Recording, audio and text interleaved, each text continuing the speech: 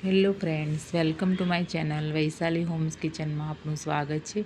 આજે આપણે બનાવીશું સરગવાનું દહીંવાળું શાક। તો આપણે સરગવાને સમારીને તૈયાર કરી લીધો છે, એને આપણે સાઈડ કરી દઈશું। અહીંયા એક વાસણમાં આપણે લઈ લઈશું 2 ચમચી દહીં। એની અંદર આપણે નાખવાનું છે ચણાનો લોટ 1 ચમચી, અને એની અંદર આપણે પાણી નાખીને એને ઓગાળી લઈશું બરાબર। અંદર એક પણ ગુટલી ના રહે એ રીતે એ પ્રમાણે આપણે ઓગાળવાનું છે।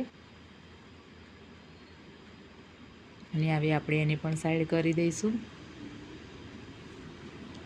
એક પેનમાં આપણે નાખીશું 2 ચમચા તેલ,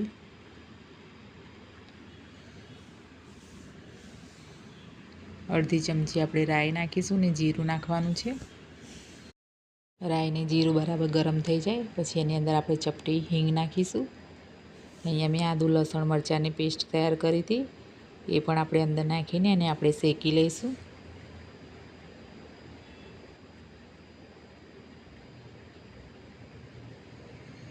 આપણે અંદર અડધી ચમચી હળદર નાખવાની છે, અડધી ચમચી આપણે લાલ મરચું નાખીશું ને અડધી ચમચી આપણે ધાણા જીરું નાખવાનું છે।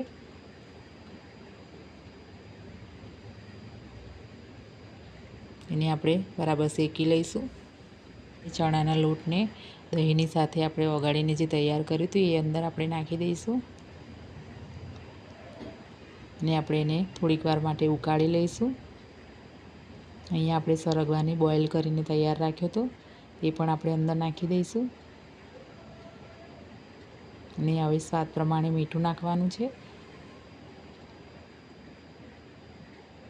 આપણે ઢાંકીને 2 મિનિટ માટે મૂકી દઈશું।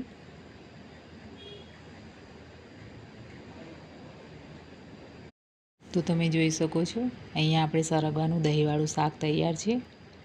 તો તમને આવી મારી અવનવી રેસીપી જોવા માટે મારી ચેનલને લાઇક, શેર અને સબસ્ક્રાઈબ કરવાનું ભૂલતા નહીં। કોથમીર નાખી દઈશું આપણે ઉપર। મારી આ રેસીપી તમને ગમી હોય તો મને કમેન્ટ કરીને જરૂર બતાવજો।